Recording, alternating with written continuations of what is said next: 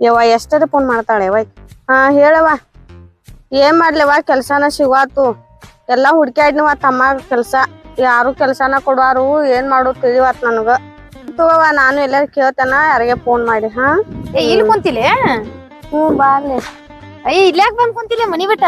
ಏನ್ ಬಿಡವ್ವ ನಮ್ ತಮ್ಮಾಗ ಒಂದ್ ಕೆಲ್ಸಾನ ಸಿಗುವ. ಅಯ್ಯ ಅಟ್ಯಾಕ್ ತಲೆ ಕೆಡ್ಸ್ಕೊಂದಿಲೆ. ದಾವಣಗೆರೆ ಒಳಗ ಒಂದ್ ಹೊಸ ಕಂಪ್ನಿ ಓಪನ್ ಆಗೈತಿ. ಅವ್ರ ಸರ್ ನಂಬರ್ ನನ್ನ ಅಂತೆಕ್ ಐತಿ, ಹಚ್ಚಿ ಕೇಳ್ತೀನಿ. ಬಾಳಷ್ಟ್ ಜನ ಬೇಕಾಗಿದ್ರಲ್ಲಿ ಕೆಲ್ಸಕ್ಕ. ಇಲ್ಲ ಬಾಳಷ್ಟ್ ಜನ ಬೇಕಾಗಿದಾರು. ನಂಬರ್ ಅವ್ರದ ಕೊಡ್ತೀನಿ, ಮಾತಾಡ ಅವ್ರ ಜೋಡ. ಹೌದ್ಲೆ ನಮ್ ತಮ್ಮನೊಂದ್ ಸಾಲ್ ಜಾಸ್ತಿ ಆಗಿರ್ಲ. ಏನ್ ಮಾಡುತ್ತೆ ಬರೀ 10th ಸಾಲಿ ಕಲ್ತಾನ್ಲೆ ಅವನು.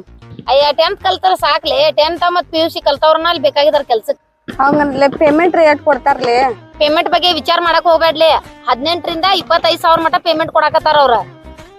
ಹೌದ್ಲೆ ಮತ್ತ ರೂಮ ಊಟದ ಎಲ್ಲಾ ವ್ಯವಸ್ಥೆ ಐತ್ಲೆ. ವಿಚಾರ ಮಾಡಕ್ ಹೋಗ್ಬೇಡ.